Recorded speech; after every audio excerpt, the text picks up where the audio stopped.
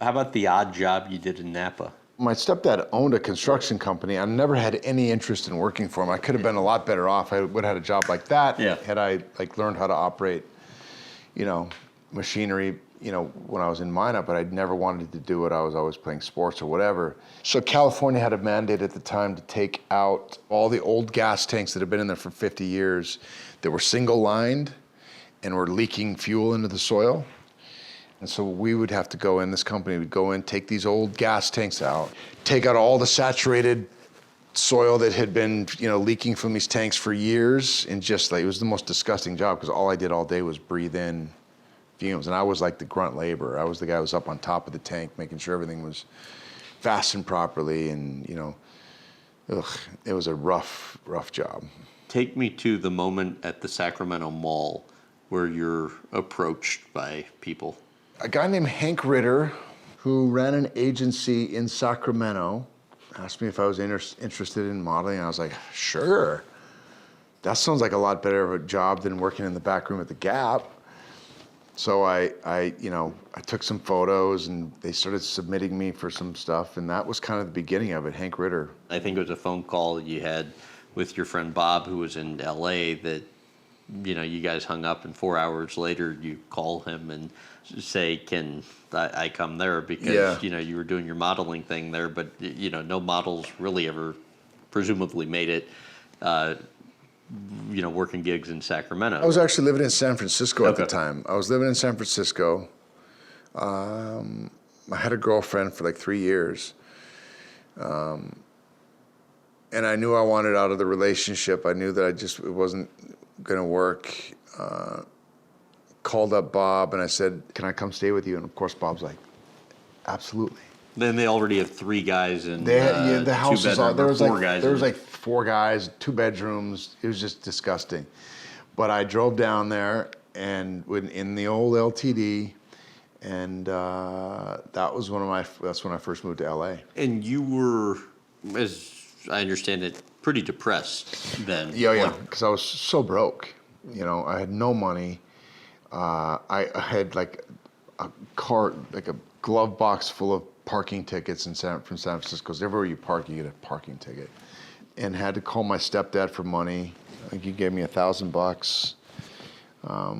And ultimately, I was able to pay him back. But yeah, for a couple of months, I didn't have any. I was like living on the couch, just trying to. As I understand it, you were kind of at like an all-time low. If there's one moment during that period that like best signifies that, it's what? I think it was the fact that I had already foregone dental school. I was going to go to dental. That's what I got my degree in at Minot State. And didn't know what I was going to do with myself. I didn't really have any direction at that point. And that's kind of when I knew that I wanted to give it a shot. I could have gone back and got into dental school, but I had a feeling that I could make it work if I just could gain the courage.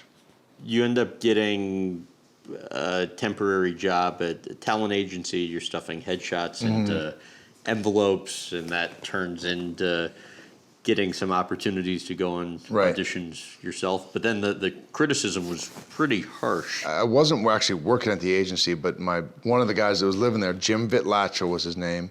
Jim calls me up and says, hey, do you want to come in and help me work? They'll pay you cash if you come in today. And where I was like, I'll do it. I needed money so badly. And that's when one of the agents asked me if I was an actor, and I said, yeah, and I wasn't.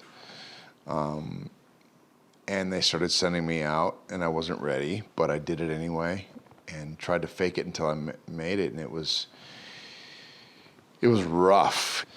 And one of them went so poorly that I didn't even talk about it when I got home, and the next Monday we get back to the apartment, and Jim says, so how'd that audition go on Saturday? And I was like, pretty good. He's like, apparently not. They said that if you don't do well in the next one, you're probably not going to go, they're probably not going to send you out anymore. And I was like, oh my God. Sure enough, I had one more chance to at least get some positive feedback, and I was able to get some positive feedback. I got a call back. Didn't get the job, but it was enough to get me another opportunity. And eventually I started getting a little bit more and a little bit more. And eventually I think that's where I got this mentality that I had to go all in, like we talked about earlier. I had to be like completely committed, and the only way I knew how to do it was to like really put myself in these situations, because if I did that, I could live in that space. And I remember doing that in an audition for this movie. It was my very first thing I ever booked, a picture of Dorian Gray. And I remember seeing the casting director being like, I knew then that I got the job. It was the first time I felt like, holy shit, I can actually do it. I can actually do this. You can't be in your head. You can't be thinking about anything else. You can't be scared. You can't be worried about people laughing at you. You can't be afraid of looking stupid. You got to just be completely open. And, you know, and then from there, it was just one building block after another. All My Children, and then Vegas, and, you know. You end up getting the All My Children gig, but your sister had to use her student loan money to pay for your ticket to actually get to the gig. That's right. I had to get myself to New York to go, like, start work, and I couldn't even afford a ticket there. So Ashley, God bless her, who also had no money, found it and was able to send me the money. I hope I did. Did I ever pay her back? I hope I did. I'm not sure. I think I have. If not, I'll pay you back, Ashley. I mean, you just told her you'd give her a plot of land here. Yes, on your well, property, that would so. definitely be payback. Yeah. But yes, she did. That's my sister, though. She would do anything for me. So I get a job at All My Children, which is a huge break for me at the time. The beautiful thing about being on a soap is that you get to practice it every single day. I still contend that it's one of the best places to learn if you're there to get better and not get lazy. For me, it was like, okay, I have an opportunity here to work every day, understand where my light is, understand how to take direction, understand how to hit my mark, understand how to learn a massive amount of lines every day, and really become like proficient at this. And you can try things on a soap too, because even if you fall flat on your face, you get to get up the next day and do it again. Every day I would try to find something new and fun and risky to do. In the Las Vegas audition and getting caught in bed with the boss's daughter, that was what kind of sealed the deal for you in getting the gig, right? Because the creator said that was far and away the toughest scene that anybody coming into auditions could have chosen, and you were the only one that picked that scene. I had nothing to lose. I had to be good at it because I didn't know what else I was going to do. I didn't have a plan B.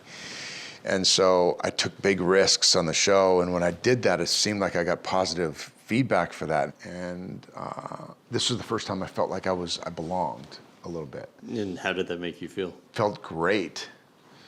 It gave me the confidence to keep going. And I think that is where I really started to get more and more comfortable, even though I never really felt comfortable until several years later. Because on the soap, I felt like I belonged.